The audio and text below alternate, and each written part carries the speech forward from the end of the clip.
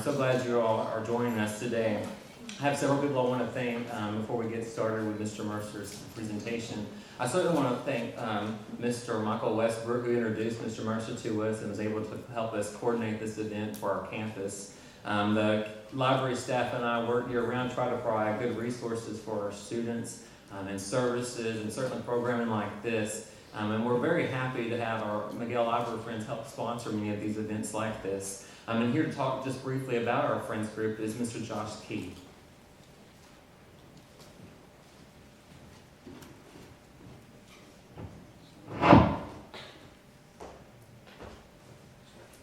Good afternoon. Welcome to Southern Arkansas University and the lecture by Mr. Bill Mercer, sponsored by the Miguel Friends. Since 2005, Friends of Miguel Library have made a significant impact on Southern Arkansas University by providing over $290,000 in donations to meet the needs of SAU students. Meeting the needs of today's students still includes providing the printed resources in the form of books and journals. However, it has evolved into providing students study spaces, technology, and other online resources. As a friend of Miguel Library, you can be a part of the resources to respond to the changing needs and help our students meet the future with the skills that they need to be successful.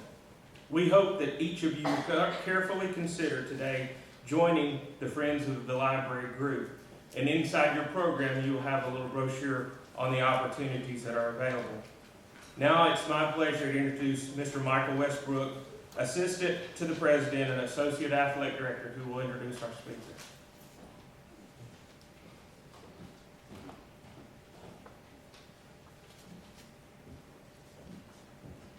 Thank you, Josh, and thank you, Dell.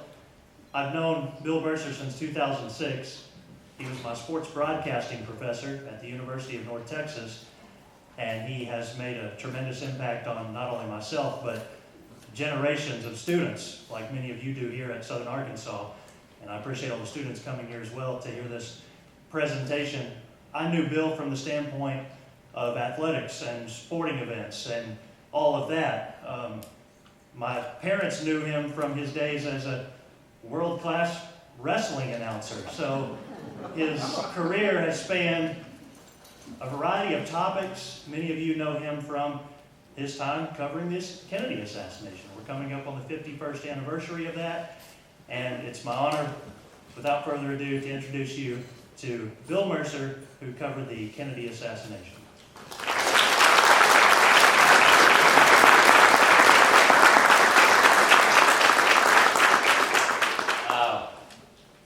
Thank you so much.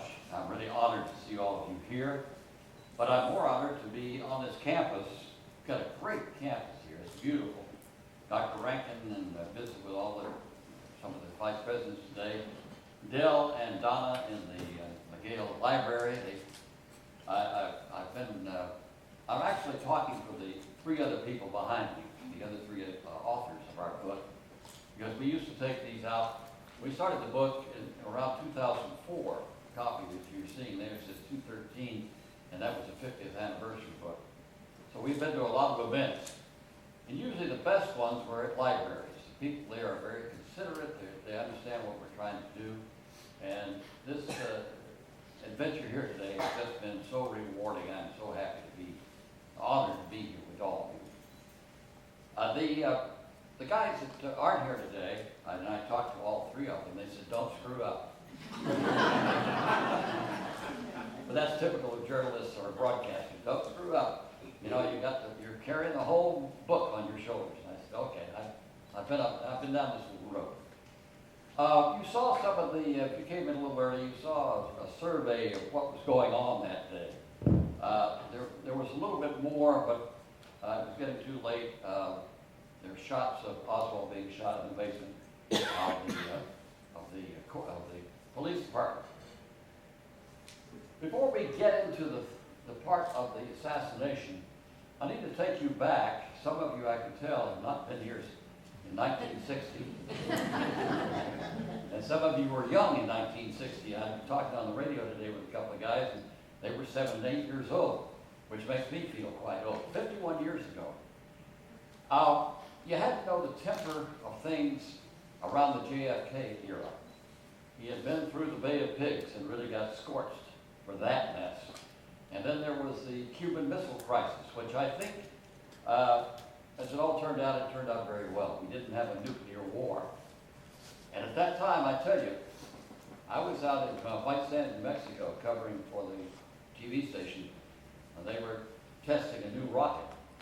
And those people at White Sands, where they were building nuclear things and rockets, they were tense. They were afraid it was going to happen any day. And so the Russians pulled back, and we avoided what would have been, we might not be here today.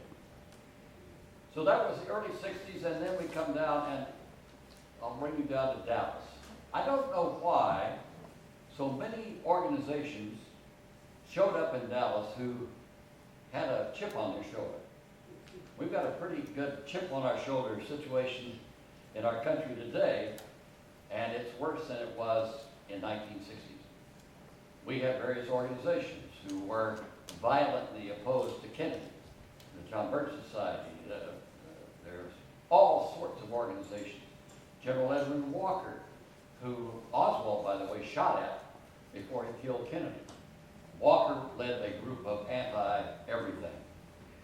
They got upset with the administration because they were training pilots from Yugoslavia. They called him the communist softy, soft on communism.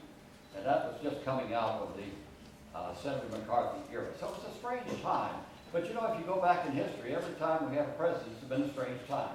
Something has always been wrong. They don't do anything right. Half of the people don't like it. But we had a program called Comment at KRLD, a radio show. It was one of the first where we had an interview show, and then people called in to give their opinions or ask questions.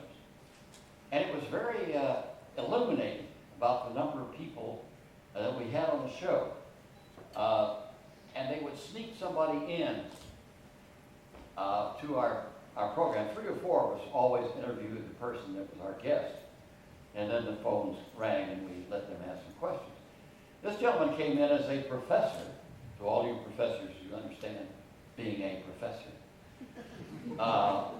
Who was very knowledgeable of international affairs and foreign affairs. And he had some ideas about Kennedy and all the other things. So we said, okay, we didn't ask who was their sponsor or who they belonged to. We just said, okay, come in. So we started interviewing him, and he said, well, I want to tell you that President Dwight Eisenhower had communist affiliations. Now, you older folks here, Eisenhower? This bright, strong leader of the World War II and President of the United States, he had communist leagues? And we looked at each other like, ooh. So we said, well, what's your facts? Where are you? Well, I can't tell you that because they're secret. And we said, wait a minute. And so he said, yes, but I'll tell you about this, and you went on about Eisenhower and the affiliations and that. So we said, whoa, this is getting out of hand. So we took a break. We took commercial breaks. Walked outside and said, hey, this can't go on. He's got to give us the facts. We had a note, a sign in our newsroom, never assume anything. Don't assume he's talking the truth. Don't assume he's not in here for some reason. So we said, what we have to do is tell him he's got to present some factual information, some research, or we can't do it. So we went back in and said, sir, you've accused the former president of the United States of being affiliated with communism. Now prove it. He said, I'm sorry, this is all secret information. I will reveal it, but I can't. We said, sorry, sir. We're not going to take just hearsay or your opinion. Sorry, you have to leave. Oh, my Lord. The phones rang. We should be fired. We are communist sympathizers. I mean, all that stuff went on. That was the temper of the area of Dallas. I don't know why they came to Dallas. We weren't bad people. Dallas was not the city that killed Kennedy, as everybody said. Dallas was a pretty good place. It was conservative, liberal, middle of the road, all that stuff. But, you know, we tried to get along. One of the events that led up to that was Adlai Stevenson, who was the United Nations representative, who came to Dallas about 3 weeks before Kennedy did to make a speech on the United Nations Day, whenever that was. And I was there, and Wes Wise, one of our authors, was covering it for the station, taking film. And as Adlai Stevenson started to talk, people, like some of you, run down here and yell at me about God off the United Nations, you people are killing babies, all this stuff, and yelling at Stevenson. And that was when Stevenson said, do I have to come to Texas to teach you people manners? It was awful. And finally, you know, your freedom of speech is fine, but freedom of insulting is not. Finally, it kind of cooled down and he finished his speech. We walked outside. Wes followed him out with his camera and got the picture of the lady hit him over the head with an anti-UN sign, which was a big deal. She later said she was pushed from behind. The film did not show that. Anyway, this was like at 9:45 at night, and we had the film processed. Nothing went live then. We had the film processed and on the air by 10:20. If we had a scoop. Now that's kind of what we went through prior to November 22nd, 1963.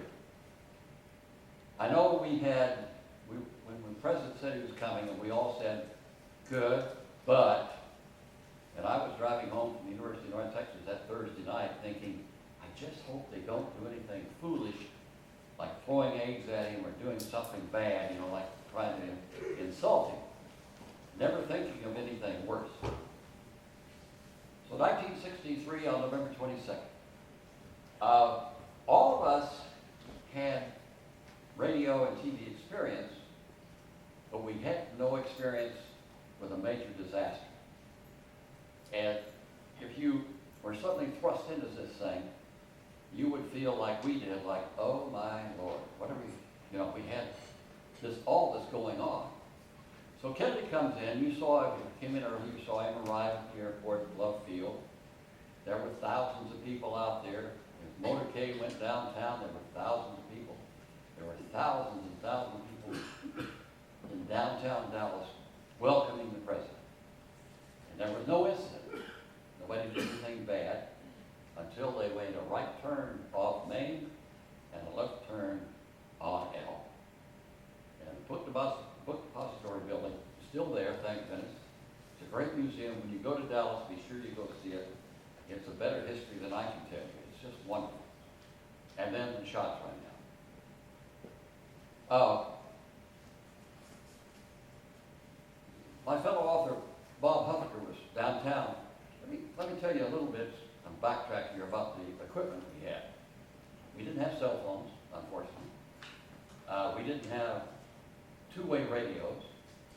We had a radio, we had a microphone in our cars that would talk, press to talk, and then drop, so we could talk to the station. They weren't designed to be used for interviews, but we put them into action here. It wouldn't go outside except that far from the car. We had no live ability at that time. We didn't have satellites, we didn't have anything, really. So, Bob Huffaker came back to the studio. As he got back to the studio, our nighttime anchor came running out, yelling, the president's been shot. So they went through 90 miles an hour in the press car, said KRLD on the side, drove out to Parkland Hospital where the president was taken, and began to cover at that point. That was the time when they started covering after the president had been shot, and he was already dead. I mean, if you've ever seen the Zapruder film and you've hunted, you know when the third shot hit him, it was all over. So there were 3 shots. Now, somebody today asked me, who really killed the president? Who really shot the president? Oswald. I'll guarantee it. I'll put it on a stack of Bibles. He's the one who shot it. We researched that. We went through it, you know. fingerprints on the rifle, fingerprints on the boxes up in the third floor, in the sixth floor of the museum. And the first shot hit a twig, a tree, and hit the curb. Second shot, and if you've ever fired a rifle, it was right straight down, back to the target, or the target was back to you. And any good shot could make that. And he hit him in the back. It went through his front, angled down, went through the seat in front and into John Connolly, into his part. It was amazing. That's an old Italian rifle, an old thing, but he paid $25 or $30 for. The third shot then, because they couldn't react fast enough to move the thing forward, that was the one that hit him in the back of the head. And that was the end right then. I've seen that film. It's just sad. So they took him on to Parkland Hospital, raced him up out to Parkland. Now we had Bob Hufter out there, and he was interviewing Senator Ralph Yarborough, who was there's a political scramble going on in Texas. Not that Texas ever has a political scramble going on. But Ralph Yarborough was a liberal. We don't have those down there anymore. And they wanted to get rid of him, John Connolly and the others. We had a situation where all the Democrats who wanted to get in office had to be a Democrat, even though they were Republicans underneath. And that's the way the system worked for a long time, the way it worked in the South for a long time. So this was why Kennedy came down to soothe this fight between John Connolly, the governor, LBJ, who was his vice president, but from Texas, of course, and Senator Ralph Yarborough. Well, LBJ said he was not going to ride with Ralph Yarborough in the car during the parade. And it came back to Kennedy, and Kennedy said, LBJ, Lyndon can ride with Senator Yarborough or he can walk. It was a political mess. Somehow Texas stays that way all the time. I used to be down there a long time. All right, George Phoenix, the author behind it. Our young 24-year-old photographer who just joined the station about 3 weeks before came into this. He was a fine photographer wherever he had been before. And suddenly he's thrust into this. He took the shots that you saw, some of them at the Love Field. He was over at the facility where Kennedy was going to make his speech at noon. And he was standing outside with his camera, he had a press pass, waiting to go in with Kennedy and follow Kennedy in so that he could take shots of Kennedy arriving. Well, Kennedy's motorcade went firing by. He wondered what happened. And a lady came out and said, he's been shot. And he said, who's been shot? She said, the president. About that time, a colonel of some rank came running out, grabbed his driver and said, we got to get to Parkland. So George now doesn't have a car. He was dropped off out there. So George, being the intrepid reporter that he was, he just followed the colonel and jumped in the car too with him. He said, hell, I had to get to Parkland and he was the only one I knew. So they start off at 90 miles an hour and the colonel said, God, they shot him. He jumped. And he looked over and said, who are you? And George said, I'm George Phoenix. I'm the photographer for KRLD TV. Oh, well, I guess I can't kick you out. We're going 90 miles an hour. So George went out, and if you saw the pictures, I guess you haven't seen them, do we? Well, maybe they were there, of the ambulance pulling out with the body of the president. He ran in. He took his camera. Secret Service is out there. Police are out there. This big galoot goes running right into he said, I thought sure they were going to shoot me in the back. Ran right through this bunch of cops, went upstairs, went into a patient's room and said, I got to use your window. And the patient said, okay. And that's the shots he took from up there of the white ambulance leaving with Mrs. Kennedy and the body of the president. So that's Huffaker and George Phoenix. Where's Wes Wise? Well, he was out doing other stuff and then had to be called back in. I, in the meantime, was the guy who came in after doing sports for the summer, and they put me in to do to produce and read the 12 o'clock news. I wasn't an anchor, I was a reporter. So I had put together the 12 o'clock news and did my 15-minute newscast and came back across the street and walked into the newsroom, and people were crying and screaming, and it was mayhem. I said, what's going on? I didn't know. Kennedy's been shot. Oh, my Lord. You mind if I sit down? I'm a little older than I used to be. So, all those guys were out there. Wes Wise went over to, he became the mayor of Dallas later on. I got pretty good guys here. Wes Wise, the other author, took the car over later to the Sixth Floor Museum to try to find the route that Oswald took after he shot Kennedy. So his marked KRLD car was down in front of the Sixth Floor Museum at the Textbook Depository. And walking up is Jack Ruby. Jack Ruby had mafia relations. He was from Chicago originally. He was sort of a thug. Nobody liked him. Nobody in the mafia of Dallas who I knew, some friends who well, it wasn't really a secret, but it was a secret, but I knew some friends. And they all said, Jack Ruby? Nobody wanted him. So Jack Ruby came up to the car and said, oh, Wes, well, I got to back up. Wes got fired at WFAA a couple years before that. And one of those crazy things, it wasn't really needed to be fired, but they just ran off everybody.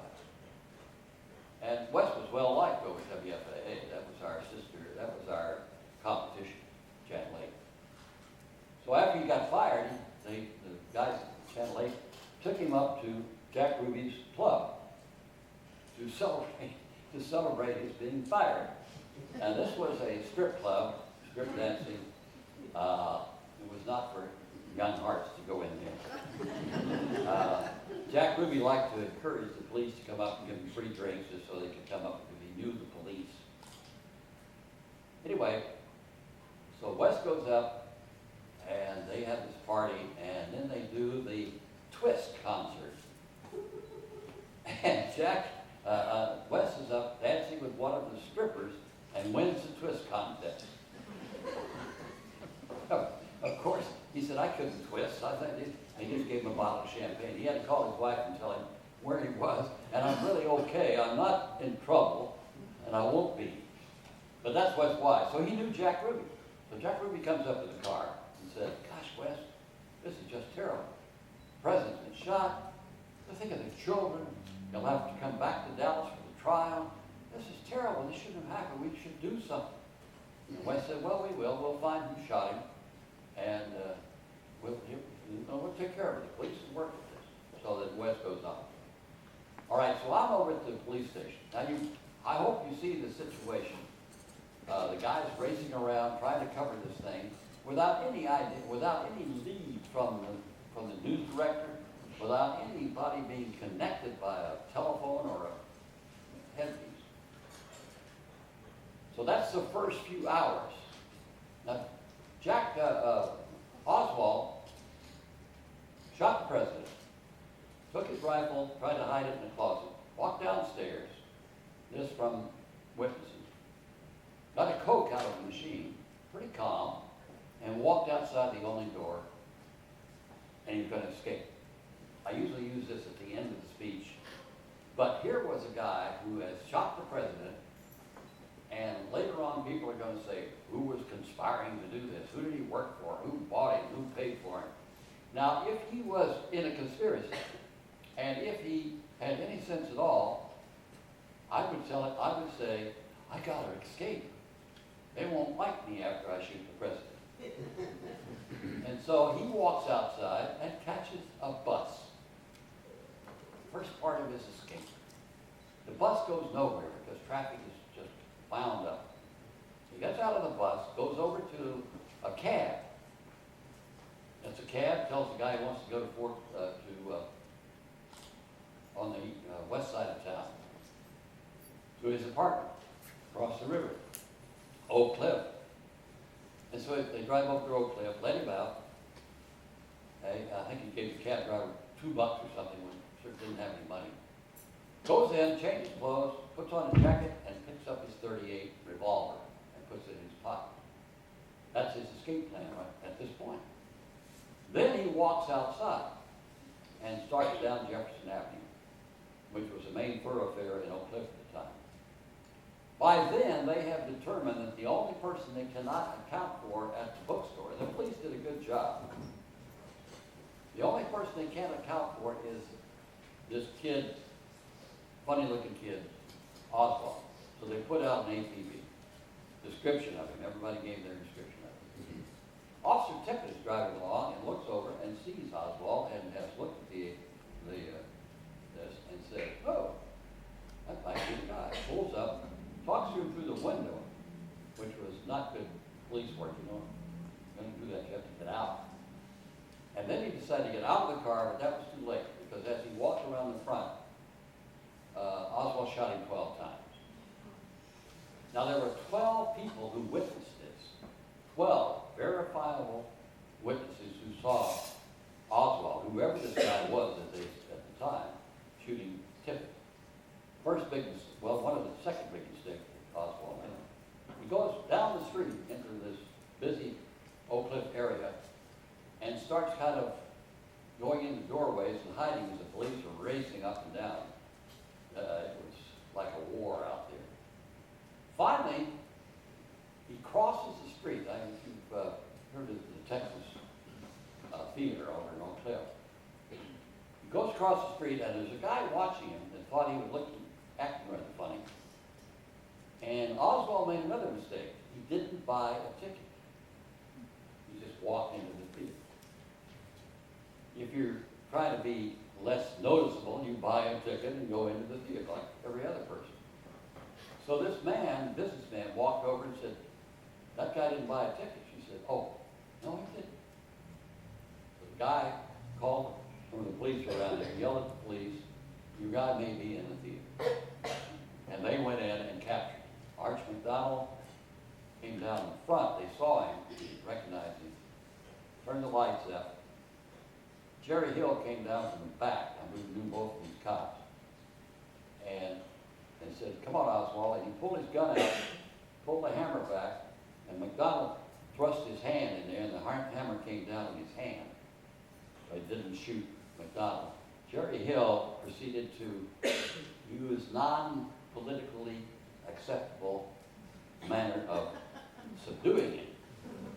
And that's where Oswald got his black eye. So there we are. Now we've caught the alleged shooter, right? Those guys have been out all day since early morning, covering all this. I'm the only one standing who has not really been working hard. So when the news went live again at that time, we had a remote truck that we used to go out to the Cotton Bowl and shoot college games on Saturday with the great big cameras, or the Dallas Cowboys or the Dallas Texans on Sunday. We had two pro teams there for a while. And that's all we did as far as remotes, because those cameras were too big. They were huge things, those studio cameras. And there just wasn't any other way to do news outside. We didn't have the little cameras in. So they took the remote truck and parked it over by the police station. They hauled a camera up, studio camera up into the third floor. The area was about as wide as this right here. I thought it was much wider, but it was just a small corridor. And put the camera at the end of a hall, located it into the remote, set the remote across to our receiver at KRLD, the tower. We had just gotten the new 2-inch video machines about 3 weeks before, and they were all set up. We had 2 of those, and they started rolling the videotape. We have one rolling, the next one ready, and went right back and forth. That picture was also then put on tape and sent to CBS in New York, and they could then do whatever they wanted to with whatever they saw at the 3rd floor. My job then was to go over and cover it. Now you watch TV today, they've got a director, they've got a floor man, they've got somebody pointing, they've got this and that. All I had was an engineer who stood down by the camera to be sure we had a shot. I had a microphone about that long and ran a cable down the inside of the hall that ran to the TV camera. We started having people come in. I was there very early before they got Oswald and brought him up there before they really had any chance to do anything. So I was setting my cable up, and this great big guy, that was obviously from out of town. Being in Texas at the time, we called them the foreign press. They were from New York or someplace. So the foreign press was coming in. And as a reporter and a sportscaster and everything, and all the guys at my station, we all knew the police. We all knew the sheriff people. We knew the district attorney, Henry Wade. We knew everybody, and the FBI. So it wasn't impossible for me just to work on my own. This is where you learn to be a reporter real quick. They said, you go over there and interview and do what you have to do without any direction. So that's where I started out. So I'd see early on, I put the mic in, and I'm standing there with the microphone, and this big guy, foreign press, his little cameras hanging on him, said, what are you doing? I said, well, we've got a live camera down there, I'm going to interview people. He said, what's that cable? I said, that's my audio cable to the camera. And he said, well, if it gets in my way, I'll just yank it out. And I said in my genteel Texas style, you do, and I'll knock this cable, this microphone right over your head. And that got his attention. So it got tense over there because people were shouting. So we start this thing at night of interviewing everybody that came up and down. Finally, they bring Oswald in. They had taken him to a police unit out in Oak Cliff. Then they brought him in, had him handcuffed, brought him down the hall. You saw those pictures that came in. He came up and down the hall into the elevator. And one time they said, who helped you on this? He said, nobody. I'm just a patsy. I'm a patsy. You know what a patsy is, don't you? A person who's being used. And he said, now we never figured that out because I remember that forever, because if he was a patsy, then there was somebody that he was working for or something. But he just said it, I guess, like he said he didn't shoot anybody. The police were now nasty to him because they hurt him. You know, it was, I looked at him and I thought, you are an insignificant little quirk. You who know nothing, you have nothing to be proud of. You who went to Russia, had been a Marine, could shoot, went to Russia to work, married Marina, who is a delightful lady, still lives in the area. My wife and she were working at college there for a while, and they used to go out to lunch together. My wife knew Marina Oswald. Strange things happen. But anyway, so they bring Oswald in and out. Then they bring his mother in, and then Marina. They brought the rifle down. You saw it, it has a scope on it. It's an old Italian type. I think it cost them $25. Guns were cheaper then, and weren't as many of them. The story about Marina, about Mrs. Oswald, is kind of typical of the things that we didn't have then. Communications. We had from the car to the news department. The news department to the car, that's all we had. Couldn't do anything live, really. So Bob Schieffer, you watch him on CBS on Sunday? He's a great guy. Wonderful newsman, been to Vietnam before anybody else. And he was this, and he did that when he was in college. He lied a little bit about his age. But anyway, he was a young reporter at the Star-Telegram in Fort Worth. The phone rings, he answers it, and said, Star-Telegram, this lady said, this is Marina Oswald. I'd like to get a ride to Dallas. And he said, well, ma'am, we're not a cab company, we're a newspaper. She said, oh, I know, but I think my son has been arrested for killing the president. And she thought, whoa. So he said, ma'am, hold on. Now, Bob had a terrible car, so he called one of his fellow reporters and said, well, the mother of the guy that they got over there wants a ride to Dallas. Let's go. So they took him, they put her in the car, and Schieffer, who always wore the same kind of clothes as a detective, with a detective overcoat and a hat, he walks in with her, escorting Mrs. Oswald, takes him to the detective room, walks in, hands it over to the chief detective, who stands over in the corner. So they said, Mrs. Oswald, oh, and then they look over and said, who are you? He said, I'm Bob Schieffer of the Star-Telegram. Get the hell out of here. They ran him out, and he was going to get a scoop. And these are sidelights of things that were going on at a time when communication was sort of lacking. Anyway, you've seen those pictures of up and down and carrying all that. That went on for 5 hours. Jack Ruby was down at one part handing out sandwiches to the press. Unfortunately, I didn't have a sandwich, but Jack Ruby was always around. Well, we went through all of this, and they've had moved everybody in and out. You've seen everything. I had interviewed everybody, and at 12 o'clock, they decided to shut it down and take Oswald down to the mock-up room down in the basement. It was a room kind of like this, only the seats were up high, and there was a stage in front where they brought suspects in for people to identify. They were going to have an Oswald interview. Now, can you imagine today a guy is suspected of murder and they bring him down to have an interview with the press? No, they couldn't do that, and they shouldn't have done it back then. But the press was pressing. I mean, they were screaming and carrying on upstairs.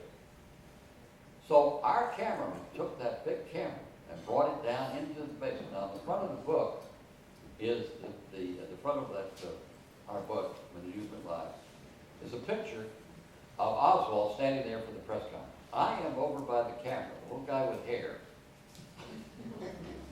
And the engineer is Bishali, Gene Bishali, great engineer. I'm standing back there. I'm going to digress a little bit. When we decided to write this book, and I told Bob Hufford, good Lord, this Kennedy stuff has been written and written. It was never from the prospect of the reporters, what we did. I said, oh, well, we'll try it. Now, I knew that I had said, or thought I had said to Oswald, when they were starting to take him out, and this guy next to me said, have you been charged with anything? Have you been charged with anything? You probably saw that if you came in, Oswald standing there. He replied, I haven't been charged with anything, the police hurt me, and I need somebody to help me. And then he started to move, and I said, because I had been told before I came down here that the charge papers had been written, and he was on file that he'd been charged. So I, knowing that, said, you have been charged with the murder of the president. And he said, what? And I said, you have been charged with the murder of the president. One moment claimed the thing, and he turned and walked out. That ended everything. And so that ended the Friday night, the Friday of the assassination. And I hope you see the situation of the confusion and racing about the things that we had to do, trying to get a picture, trying to get a story, trying to put the story together. Saturday comes and everything is fine Saturday. They were still at the police station. Bob Husker was a regular police reporter, so he took over for me. Sunday, We knew Saturday that they had to move, by law, they had to move this possible murderer from the police to the county jail, because, county jail. That was the process of getting him ready to be brought before magistrate. Now, this is where the police failed. Bless them hearts, they wanted to be absolutely transparent. They didn't want anybody to think that they hid anything. They didn't want anybody to say there was a cover-up. And that was before those terms were really used very much. But they didn't want to have anybody say the police were involved, the police didn't let us do this and that. So they told the press, we're gonna move him in the morning at a certain time. That got out, of course, and everybody who could listen to a radio or TV knew that they were gonna move Oswald at 9 or 8:30 or 10 o'clock in the morning. They first had an armored car down there, and then they decided that was too big and cumbersome, so they moved that out. They had another car in there that they didn't like, so they moved that out. And as they were moving that car out into the traffic outside the basement of the police station, the police stepped out in the street to stop traffic to let this cop car go as a decoy down to the sheriff's office. Backtracking again. Jack Ruby had received a telegram from one of his strippers that she was dire in need of $25, which is a good sum of money then. So Sunday morning, he goes in his car with his little dog, which he loved more than anything, drove down to the Western Union office, which is across the street, and down from the police station, and sent a money order of $25 to his dancer. And he comes back out and starts down and sees the cop cars and all that, and realizes something's going on. So he comes on down, and just as he walks up, because they weren't going to let anybody in, the cop steps out into the street, stops the cars, Ruby's comes in. Now, if they'd seen Ruby down there, they probably wouldn't have been upset, because he was always around the police station trying favors and doing favors. So he comes in. Bob Huffaker, my fellow author, is planning to do this live on CBS. As George Phoenix, my photographer, standing beside him with this big camera, audio camera. One of the problems, though, was that the guy out in the remote truck could not talk to Bob, and Bob couldn't talk to them. Today that's ridiculous. You talk to the director, whatever. They had no way to communicate. And Bob is ready. He's waiting for this to happen. It was going to happen. The guy in the truck was talking about the whole thing and didn't notice that the activity was starting in the basement. They were rolling, they weren't doing anything. We were rolling the film. NBC was live. And they're the ones that got it live. We got it on film. Brought Oswald out. The cop that was manacled to him is still alive. He's a great old guy. He's 93 or 4 or 5 now. And that's when Ruby, standing next to George Phoenix, one of our authors, went in and with his fedora hat down, went in and shot him up into the midsection. Got to the main artery, they said, and he bled to death before he got to the hospital. It was mayhem, naturally. And Bob Huffaker has never lived it down. Also, the lack of communication, true communication. Before he was leaving up in the police station to come down and do that morning, one of the detectives said, "You've been calling him Lee Harvey, Oswald. It's Lee Harry." Lee Harry? He said, "Yeah, it's Lee Harry. It's on his show. It's Lee Harry." So when this shooting started, Bob Huffaker said, "Lee Harry Oswald has been shot." His name is Harvey. And to this day, somebody will upgrade Huffaker for getting it wrong. We can't do it perfectly, it seems. So that was the shooting of Oswald by poor old Jack Ruby. And there was no chance to save Oswald. That main artery had hit and bled to death. So there we are. We've got president shot, and now the guy who shot him killed. What else could happen? That was only Friday, Saturday, and Sunday. 3 days of absolute turmoil and horror. There was a lot going on around that event that became kind of unusual reporting. There was, if you've seen the flowers, there were flowers all over the triple underpass that people dropped off over there for sale. So they told me to go down there with a film photographer and film my reading these things and talking about the flowers left by citizens and people. So I did that, and it was kind of hard to do because, God forgive us, class, Tyler High School. And I did that. Everybody else, we were trying to find out something about somebody. I called some people who knew the mafia, let me say, after Ruby shot Oswald. And I should have gone down to see them, but we were all so busy. So I called my friend and I said, hey, I don't want your name, I don't want anything. I just want you to tell me, give me a number that I can find out something about Jack Ruby. Oh, I can't do that, Bill. I said, why not? It's just give me somebody I can call. They wouldn't talk to you. I said, I know, but let me have a shot at it. They might. No, can't do it. I'm sorry, I just can't do it. So we got whatever we had from someplace about Jack Ruby. The other thing that I did that was peculiar, funny, and interesting in the attitude of people that still resonates today. They asked me one day, they came in, and we were at CBS Radio in the newsroom. Again, let me backtrack before I tell you this. The CBS people had a note on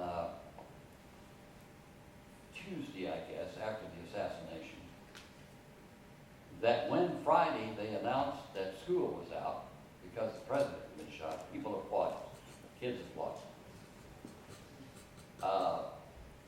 And that was pretty devastating, but it was maybe the way they said it, Hey, school's out, the president's been killed. School's out, they all applaud. Whatever, So anyway, CBS decided that they would run it. And our news director said, no, you can't run that. Let's investigate it. We don't want, and that's going to be terrible for the city of Dallas. They already think calling it the city that kills can be. Let's wait and find out for sure and interview some people. And no, okay, we'll wait. Well, they didn't. They ran the story. That's when our news director kicked CBS out of the newsroom. They were our affiliate. We were their affiliate. We've been a CBS station for years. And Parker was just out of his mind. He lied to me, he double-crossed me. Get your people and get out of here. So that was a big turmoil that lasted about 24 hours. In the meantime, Parker said, Bill, I want you to go and interview one of the teachers of that school live on the air and find out about this. Okay, maybe that would happen. Maybe that was, we could really find out. I'm sitting like you're here and I'm here and they're taking a shot of you over my shoulder. And I'm talking live on the newscast at 6 o'clock and asking this teacher, tell us about what happened at school. And she said, well, we announced it. And I said, did anybody applaud? No, they didn't applaud. No. But they said it happened. And they used this story. She said, no, that didn't happen. Now that's one teacher in one school. That doesn't really cover the whole city of Dallas. And I have a former student who was in a school in Highland Park. It's a strong, elite neighborhood. She went to school there, and she said to me later years at North Texas, that did happen in her school. And so, we tried to find a story. We went to a quick interview with the teacher, but there needed to be a lot more investigation, and I don't think they ever finished it off. CBS was let back in, everything got over. And we settled down to the routine of trying to find out what in the world happened and how did it happen and what association did Oswald have, and went to Russia. He worked over there after leaving the Marine Corps. He was not a good worker. He was fired by the Russians and sent home. Why did he kill Kennedy? What reason did he have? Why did he shoot at Edwin Walker? Nobody found out, of course, because he's dead quickly. One of the things that we put together is that he had low esteem. He didn't do well in the Marine Corps. He didn't fit in. He was a good shot. He went to Russia because he was fed up with our democracy, wanted to try out communism. So he went over to Russia, got a job, lost the job, and married Marina, and then they sent him home, and she came over later. He never could do anything well. He worked for the Cuban group down in New Orleans, handing out pamphlets. He worked for some other people. He went to Mexico to try to let him into Cuba. Cuba didn't want him. So he was turned down, kicked out. Every place he'd been, he was a failure. Marines, Russia, trying to be an activist, he was a failure. Trying to go to Mexico, to Cuba, he was a failure. So he ended up in Dallas. He was from Dallas originally. He had a brother who was just a brilliant guy, a nice guy. That happens in families. One of them's a good guy, one of them's a bad guy. And that was how they were there, Marina and Oswald. It was, talking to my three cohorts, it took a while for, as Bob said, for us to have some time, and he said, for me to cry because of what had happened, and we're trying to do it. We do a good job. We were young reporters who'd never been involved in a major thing like that. Did we do a good job? We tried. That's all we could do. The last thing I did, before I had to go back into sports, CBS came to me and said, I'm going to give you this audio engineer. He said this little tape recorder, I don't know his chest. And I want you to go down to the triple underpass where all the flowers are. Okay? And I want you to interview a conservative. There's a chuckle right here. And most of the audience, every time we say this, they look stone-faced like, what? And I said, being a reporter, okay. So the engineer and I get in the car, drive down to the triple underpass, and walk around among the flowers. And the engineer said, Bill, how in the devil are we going to find a conservative? How are you going to get anybody to admit anything? That those people didn't like Kennedy, of course, like conservatives don't like Obama today. I said, I don't know, but we got out of the station, and that's a plus. We can go down there and walk around. There was an old gentleman, African-American gentleman, sitting up above the triple underpass. He had a white beard, white hair. One of those beautiful people. And I said, let's go up and talk to him. He said, he's not a conservative. I said, let's go talk to him anyway. He might give us something. And he did. He talked about the children who were going to be affected about this assassination. He said, you know, these people are dead, but the children, Mrs. Kennedy's children, and that's turned out to be true. The Oswald family, and that really turned out to be true. One of Oswald's daughters and my daughter went to school together. She was a mess. All these children that have watched this, and they're going to be affected by it. It was beautifully said. recorded it, and they used that later. And he said, yeah, he wasn't a conservative. I said, well, we don't know. So let's go down. So we walked around for a while. It was a cold, like it now, but it was a cold, nasty day in Dallas. We're standing down there, and he said, let's go. We're not getting anywhere. And I said, and I looked up Main Street. There's a little hill that comes down to the triple underpass on all three streets, L, Main, and Commons. Coming over the top of the hill was a gentleman dressed in a nice overcoat, a hat, a three-piece suit. He had a vest on. He's carrying a briefcase and an umbrella. Now, you know, you can't take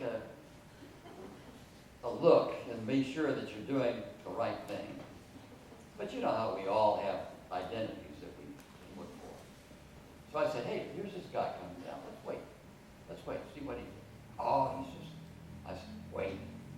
So he walks down the hill, and he walks over to the flowers, and he starts leaning over reading them. Now, I was not the kind of reporter who would brush up to him, hey, I want to talk to you. We had this idea that you let the guy stand there a while. I did. So I walked over finally, and I said, pardon me, sir, I'm who I am from CBS Radio.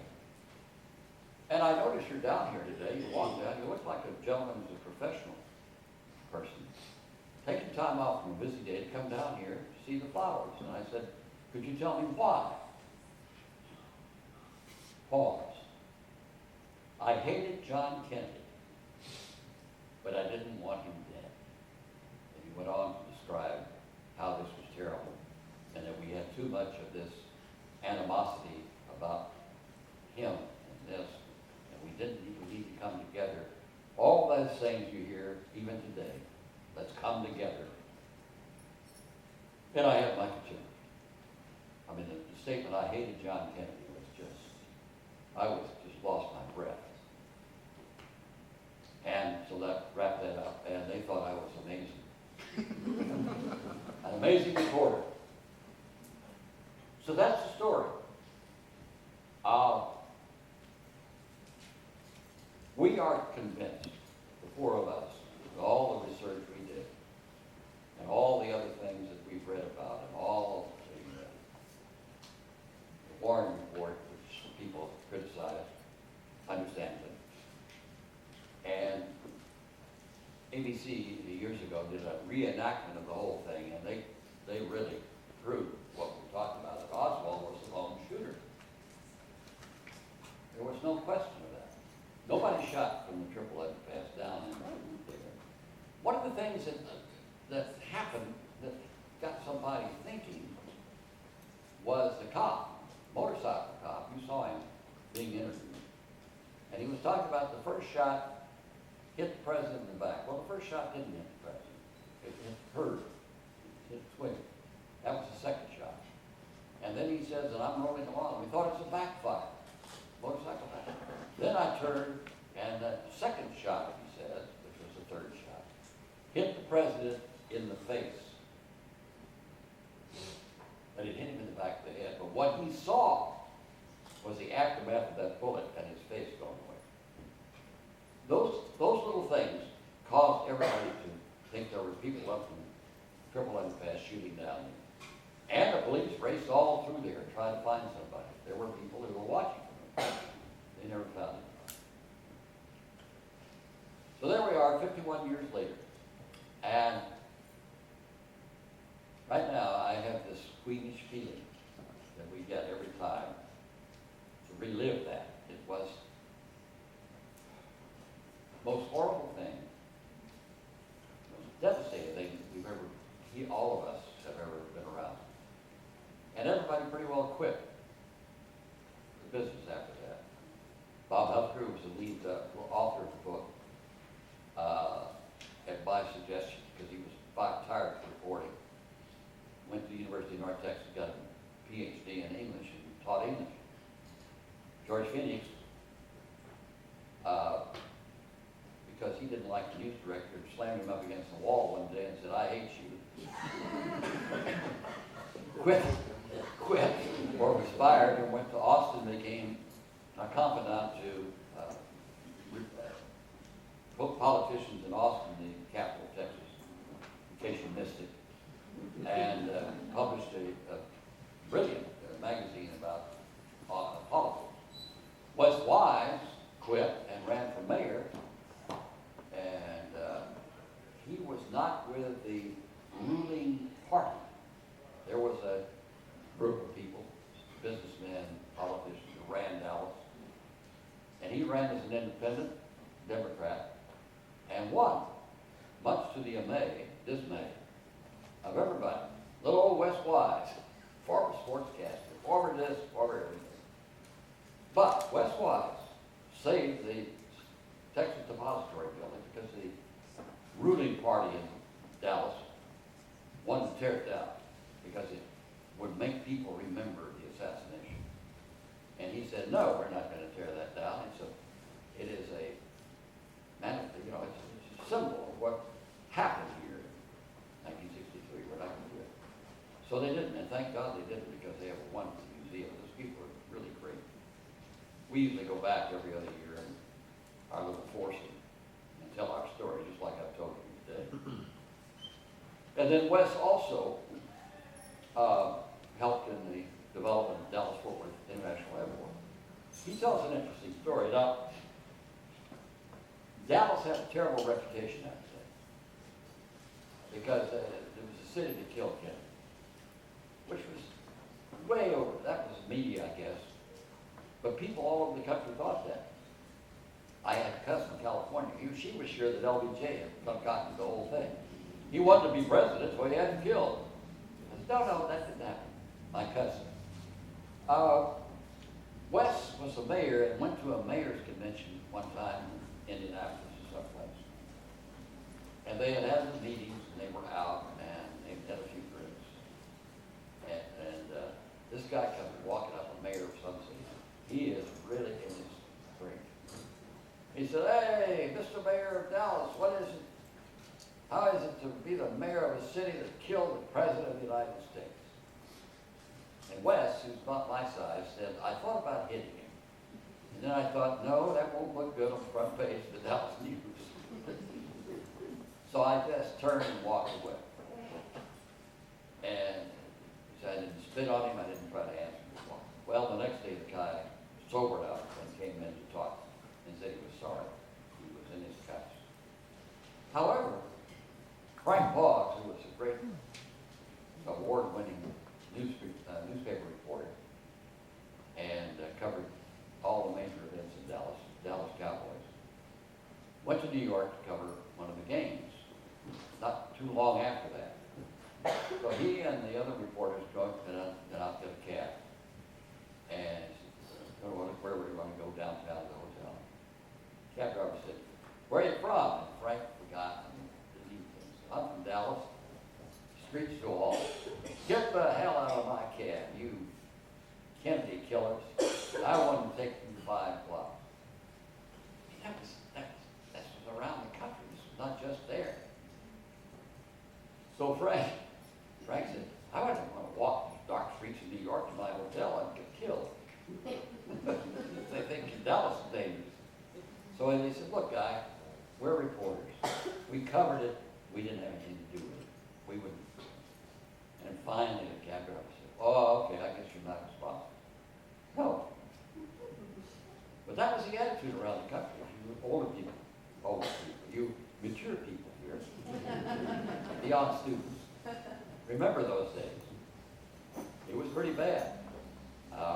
We'd have a party in Dallas, the latter part of '63. I went to an Aggie party. And this young lady came up to me in tears, grabbed me around the neck and said, I'm sorry. I said, what are you sorry for? What's happened? I didn't want him killed. I said, nobody did. Oh, I don't know. I didn't like him. I said, well, that's okay. And she had this feeling that she had a part of it because she didn't like him. And a lot of that went on.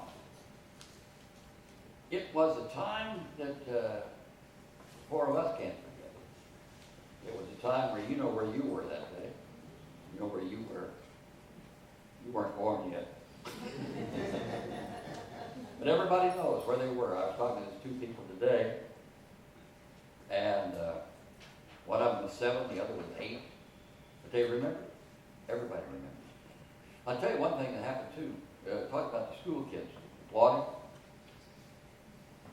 like former school kids said it happened. It could have. There was one story that broke, because the person I knew lived there. Little boy came home, running home from school, crying and crying, and she said, "What's the matter? My daddy's not home, and I think he shot the president." Because there was this anti-Kennedy thing, like every time, I guess, well, this was really viral. This was the worst we'd ever encountered, really, except during the Senator McCarthy stuff. Of course, they tried to shoot, they shot Reagan. They were going to shoot Gerald Ford. People, we don't know why Oswald did what he did, but if he wanted to make his name stand out, he did that. And I'd like to know really what was he thought that day. Why did he do it? You'll never know, maybe. That's it. Anyone have any questions? I'll pass the mic to you. Anybody a conspiracy theorist? We always have somebody at these little things. Anybody have a question? Did I miss anything? Oh, surely I missed something. What do you young people think about? Did you know anything about that? Were you familiar with the whole thing? Kind of, yeah. I know when I started teaching, I mentioned one day, and there was this man who ran for president, Wendell Wilkie. And I looked around and they're all like, huh? I forget there's such a time. Yes, sir. I really just want to know what kind of investigation y'all did to find out who really killed the president. Who really killed him? We took every bit of information we could find. We ascertained that there were no other bullets fired. We went through the police reports of the fingerprints on the rifle and the other thing was Oswald. There was no other evidence. No other shooter was out there. They never found another shooter. There were 3 shots. And that has been determined by further, later on, that he was the only shooter. Now, was there a conspiracy? I don't know. Deep Throat finally came through before, after 50 years, telling us who Deep Throat was. And some of you don't know Deep Throat. That was the Nixon party. We thought by this time, 50 years later, that somebody would come forward and say, well, I'm dying, but I want to tell you that I hired him and to kill the president. Do we really know who conspired to kill Martin Luther King? That poor guy, that guy that they hired is kind of like Oswald, kind of a nothing. The guy that shot Kennedy, Robert Kennedy. Another one like Oswald. Was there a conspiracy to eliminate the Kennedy family? Or all the people who were liberals at that time? Martin Luther King, Bobby Kennedy, JFK. And we had a lot of shooting going on. We had a lot of killing going on in this country. And we didn't even have a good NRA in effect then. No, you can question it, and it's okay. I don't deny the fact that you think somebody else was involved, but there wasn't. I didn't think anybody else was involved. I just wanted to see How we they figured. found everything else. Yeah, it was a lot of research. My friend Huffer is a fiend at researching. He was always a great reporter. He got in, we had a Black Panther group in Dallas, and they weren't very friendly at that time. And he had a fellow that he knew was associated with Black Panther. Nobody would, we had a representative down there one time at comment, and it was not a great interview, and there were 2 bodyguards standing there. And Eddie Barker was nervous as a cat. They were pretty strong people. Bob Huffer wheeled his way into an interview in the Black Panther offices in South Dallas, which don't go into just casually, and did an interview with him. And it turned out very well. he's a heck of a reporter, but he got tired of murders and checking on bad people and things, so that's when he quit. But I tell you, he went through everything, and FBI, whoever. The FBI, by the way, had a letter from Oswald that he left that he didn't like Kennedy, and they didn't do anything with it. They didn't check him out. They didn't run him down, kind of like the Secret Service not being able to get the guy running into the White House. Why didn't they read the letter and say, this guy making charges against the president, maybe we should talk to him? They didn't do it. People make mistakes. Law enforcement people make mistakes. But I'm convinced that Oswald shot and was the only shooter that day. I don't know if there was a conspiracy. There could have been. But he never acted like there was one. He didn't. Maybe you wouldn't act like there was one if you were the guy in his shoes after he'd been captured. But his escape plan was ridiculous. Yes, ma'am? Well, I had heard rumors that he was basically suffering from essentially a psychotic break. Do you know if there was any real investigation into that? You know, they didn't get, they probably, and I can't answer this for sure, they undoubtedly had some sort of psychological review from the Marine Corps. And when you look at his life, there is something wrong with him. He never fit in. But there are a lot of people that don't fit in, that don't kill people. So we never, if he'd have lived, maybe the psychiatrists and everybody could have checked on him and really run him through, and we would have found out maybe something, why he did it. Why is the thing. Why did you shoot the president? What did you think you gained by it? Why did you shoot at Edward Walker and miss him? And that was about 3 weeks before they shot Kennedy. So they went back and pulled the bullet out of the wall in Edward and General's and compared it with the rifle bullet that killed Kennedy, and they were the same. So he had taken a shot at a kind of a right-wing general and then shot a left-wing president, and that doesn't make any sense, does it? So maybe he was just psychologically torn as a failure person. Okay, just had to blame somebody. I don't know. Very good question. Yes, sir. I got a question about kind of part of the story. You said that his backup plan, his weapon was a .38 revolver? Yeah. And then later on, was that the weapon used to shoot that police officer? Yeah. You said he shot him how many times? He shot him, I said 12, didn't I? He didn't have that many I was bullets. wondering if he reloaded. Did he reload? No. I was thinking of the 12 people who were witnesses. No, he shot him twice and then 3 other times, 5 times shot him. I think that was right. It's in there 4 to 5 to 6 times. He wanted to kill him. Yes, sir. Was there ever any motive like that killed him before anything could be found out? That's another good question. Nobody liked Jack Ruby and his mafia connections or people in town. He never said anything except he was protecting his children. So they didn't have to come back to Dallas for the trial of Oswald. Turned out they wouldn't have come back to Dallas. Anyway, they didn't have to. And there wasn't going to be a trial. So he just wanted revenge. And then there was the theory that he and the police were working together to let him into that basement to shoot Oswald. But again, like the Oswald, we took that step by step by step about what happened. You know, it's funny, moments, connected to moments.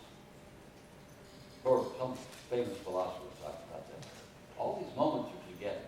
And many times those moments are not really where you think they ought to be. So Ruby was upset about killing the president. And then he, down by chance, sending that telegram the next morning to this lady. By chance, he comes down, and by chance, a moment, can walk right in when the police stepped out of the street. And that caused a conspiracy of the cops and him to cover up what? To talking about, because, you know, people said because the police knew about Ruby and they didn't want him to talk. I don't know that anybody had anything to do with Ruby's death because he died of cancer. But, you know, all these strange things fit together in such ways that, you know, you take the same route to work every day. You don't have a wreck. One day you take the route, somebody runs into you. The moment that you didn't cause. Yes, sir. I was 21 that day, and I can tell you exactly where I was on the campus of Okay. the University of California, Santa Barbara. Uh-huh. What interested me in part about what you said is an extraordinary difference. You talked about the man who walks down the street and says, I didn't like Kennedy, but I didn't want him dead. And I think there's an extraordinary difference between the last 8 years in this country, with all of the online crap about shooting Obama, and the willingness of people to listen to it, in comparison to whatever the problems at that time period you talked about. People didn't want Kennedy dead, whatever they thought of him. A lot of people do want Obama dead. Oh, yeah. And I think that there's an extraordinary difference, an extraordinary shift that's taken place in this country, which is really very sad in a number of ways. Well, the four of us have been discussing this going a long, long time. And I think every day we were afraid somebody would do what Oswald did. Every day we thought somebody's going to kill or try to kill Obama. You're right, the things that have been said, and of course we have this online stuff and everybody can Twitter and poop or whatever it is. I don't know. But they send out the all. But so do the Republicans, so do the Congress people and people in business. You know, I said they want to impeach him, fine. I think it's a great deal. Go ahead. You tried to impeach Clinton, and that worked out well. So, you know, there are things to do, and they're all now wanting to. Tonight is a big speech, by the way. 8 o'clock, the president's going to talk about immigration. And that's going to be interesting. But you're right. I have heard things that I never heard when in relation to Kennedy. He was a communist sympathizer. That was one of them. He was soft on communism. Well, he kept us out of the war with that Cuban Missile Crisis. But that was a big thing. Everything you didn't like about somebody then, you were a communist sympathizer or something. And remember, he was a Catholic. And he was Catholic, even though he won the election. They still say he cheated. He got that Chicago vote. Yeah, you know, but everybody cheats. How did George W. get into office? The Supremes and not the group that used to sing helped along with that. So, you know, it's American politics. It's kind of a sideshow at times, but it's dangerous at times. And we had no idea that anybody was going to shoot Hitler. We knew that there were people that were going to protest. That's fine. Like the guy that ran down against Adlai Stevenson. But we had no idea there was going to be any physical harm there. And we have not progressed, my friends, I'm afraid, in our political scene. Yes, sir. Were any of y'all interviewed by the Warren Commission? I think Wes was and Bob was. Yeah, I wasn't. They didn't think me capable. But yeah, I think they were. I know Wes was because when they had the trial of Ruby, because he had talked to Ruby, and because he knew, so he testified for the defense and also the prosecution in the Ruby trial. And Wes said, I didn't know which end it was up there for a while, doing all this stuff. And Ruby was really a strange character. But, you know, he was kind of likable. He liked Wes. And Wes came in one day to the courtroom, had his recorder with him, and Ruby was down, and Ruby said, come here, Wes, come on down. Walked right on through the people who were keeping order, sat down and started interviewing, and said, let's talk. So he got an interview with Ruby right there during Ruby's trial.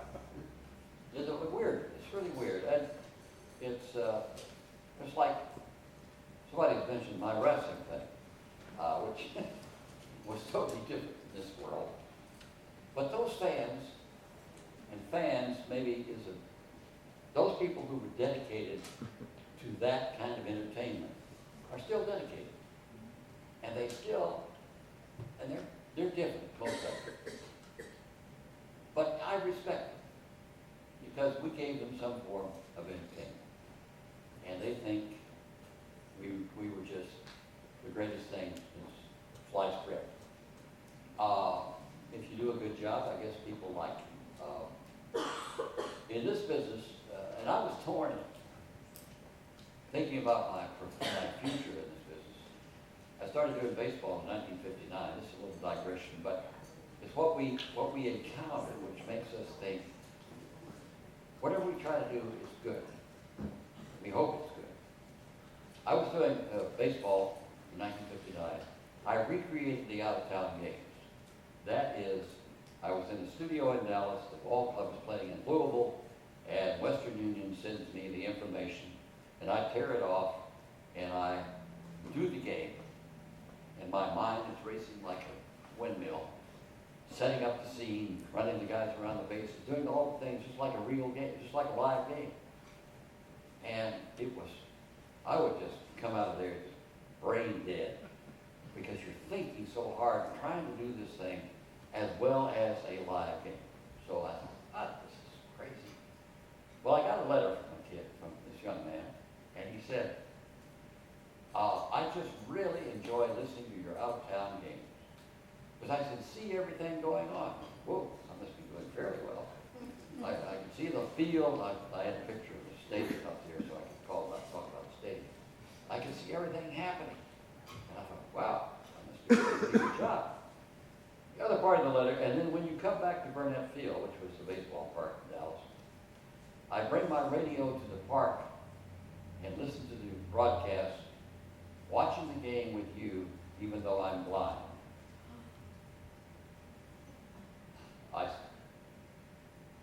That still gets me. And that's what we try to do.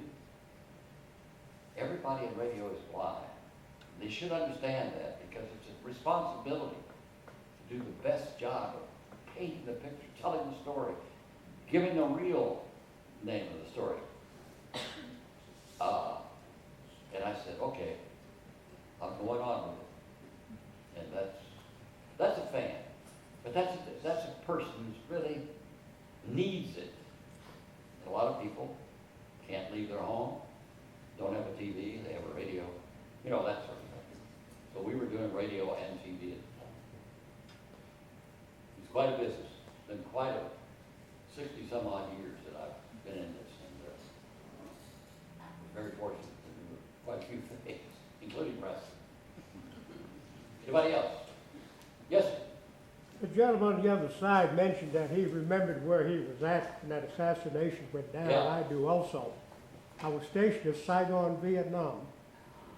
And the news, of course, in the military would get down there very quickly, but Yeah. it was lost in the communications, because 3 weeks prior to that, the president of Saigon, the president of Vietnam, South Vietnam, had been assassinated. Yeah, Kate. So I knew Go Dim. Yeah. And he was born a Buddhist and converted to Catholicism. Mm-hmm. And now years later, that was turmoil in the city and the entire country of South Vietnam at the time anyways. But years later, just a couple of years back, I read an article that was celebrating or remembering Dim's death, assassination. Yeah. And they thought there was a tie between politically with the war situation in Vietnam and the United States. Because Kennedy being a Catholic and we being the U.S. in there, and the war hadn't escalated to the point 65 when the total mass troops went in there. This was all Right. advisory type things at that time. So they tied those two deaths politically there, and then the war game going on. I think it's pretty well understood that somebody in the government had that deed done. Well, that situation right there, or with Oswald, that little assassination going on might have just triggered his twig. And Yeah, I mean, there are plenty of people who wanted him. Well, the mafia, the labor people, yeah, well, there were just many of them that you could point to, but, haven't been able to figure that out. Maybe little Oswald just decided to buy his own gun and shoot somebody. I hope we don't have to go through that again. I think the next 2 years is going to be a lot of fun. As a reporter, I follow this every day. I read 2 newspapers and listen to radio news, and I think, oh God, this is going to be something. Glad I'm not running around with that thing.